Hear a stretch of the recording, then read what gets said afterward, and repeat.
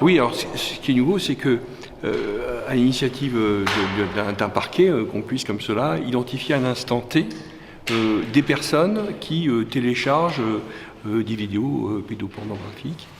Et ce qui nous permet, après d'initiative, d'ouvrir des procédures et puis de placer en garde à vue et puis de faire condamner des personnes qui, sans cette initiative, continueraient à télécharger du matériel pédopornographique. Ces nouvelles applications informatiques dont la gendarmerie est dotée nous permet de bien identifier sur un territoire délimité, ça peut être un arrondissement judiciaire, un département, une région, à un moment T, ceux qui téléchargent donc de la pédopornographie. Nous, on voudrait également, à travers ces opérations, lutter un peu contre le sentiment d'impunité que les auteurs de ces faits peuvent ressentir, parce qu'ils commettent ces faits dans leur intimité, protégés de la vue d'autrui, et en réalité, il faut qu'ils comprennent qu'ils peuvent être identifiés et qui peuvent répondre de leurs actes devant un tribunal.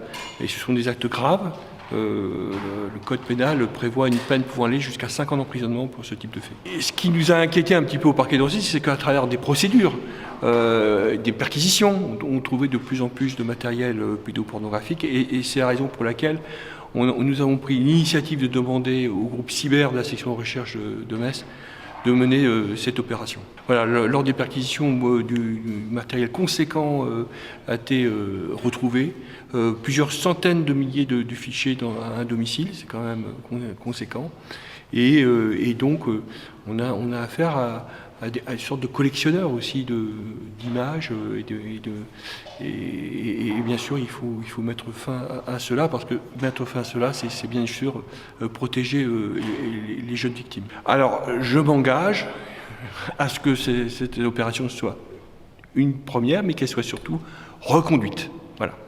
Les nouvelles technologies et les technologies qui ont évolué nous permettent maintenant de mieux cibler les téléchargements de matériel pédopornographique et de mieux localiser les auteurs de ces téléchargements.